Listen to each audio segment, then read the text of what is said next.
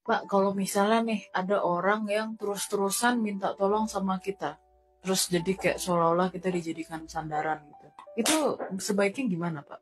Tapi kita dalam keadaan mampu untuk Dalam menolong. keadaan mampu. Ini mendingan Bapak kasih cerita ya, karena ini pengalaman hidup Bapak. Jadi dalam puncak kehidupan Bapak, pada saat Bapak hidup itu kan bisa naik. Nah, pada saat dulu tuh Bapak mencapai suatu puncak yang oke gitu loh. Terus orang tuh minta tolong sama Bapak itu puluhan orang lah itu. Bukan satu dua gitu, puluhan orang. Nah, terus waktu itu Bapak tolong sekali, dua kali. Tapi akhirnya Bapak jadi sandaran, ya kan?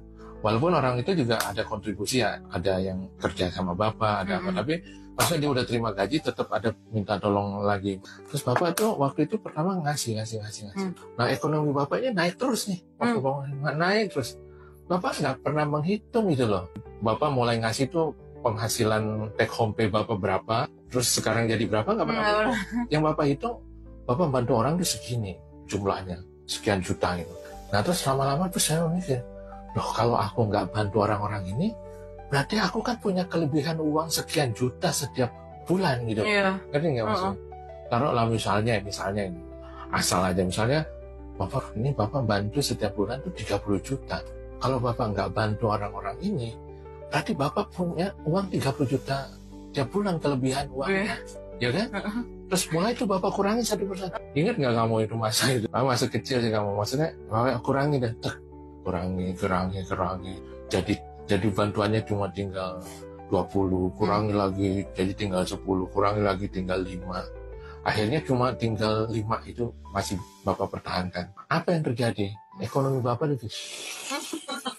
Tapi itu Bapak nggak sadari, tetap Bapak kurangi terus. Makin turun terus Bapak, wah ini harus, malah Bapak berpikir, ini harus segera kurangi lagi supaya kita bisa ambil uang dari apa yang biasa kita berikan.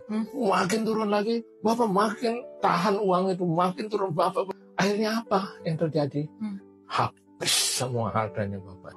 Habis rumah berapa, habis mobil berapa, video habis. Dan itu Bapak sadarin itu lambat banget, bego ya setengah mati. Udah lama, terus akhirnya Bapak alhamdulillah bisa recovery lagi. Bapak baru ingat kejadian itu. Ternyata di dalam rezeki kita itu emang ada rezekinya orang itu tadi semuanya. Yang minta bantuan sama Bapak itu, gitu, yang menyandarkan dirinya itu, ada rezeki orang-orang itu. Begitu Bapak putus itu, ini menukik itu. Tapi Bapak nggak sadar, makin tahan. Ada yang anak angkat tinggal sama Bapak, Bapak pulangin ke kamu, makin turun lagi ekonomi. Seperti itu, nak. Jadi ternyata selama kita mampu untuk memberikan, beri aja. Waktu kita hitung, oke nih, penghasilan ada. Kadang kita ya, waktu kita ngasih orang, penghasilan kita naik. Ya kan? Terus kita kasih orang, penghasilan kita naik.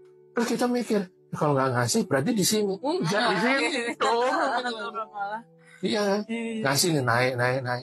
Terus yang mikir, wah, ini gede banget kalau ini dipindah ke sini, berarti di sini kita. Enggak, di sini. Turun. Itu pengalaman Bapak. Bapak nggak ngerti ya, mungkin ada orang pengalamannya berbeda, bisa aja. Jadi istilahnya itu don't change the winning team.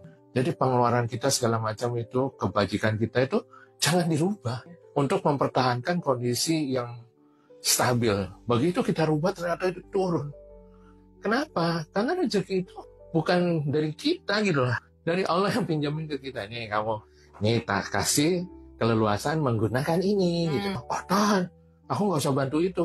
Padahal loh, aku kasih itu lantaran kamu bantu itu. Begitu enggak, ya ampun, saya tarik lagi nggak jadi. Itu mengerikan banget. Dan Bapak itu sampai harta Bapak habis nggak sadar kalau itu penyebabnya. Nggak sadar. Orang dipulangin semua di kampung masing-masing. Itu benar rezeki Bapak langsung hampir hancur. Dan nggak sadar gitu. Nah kayak gitu nak.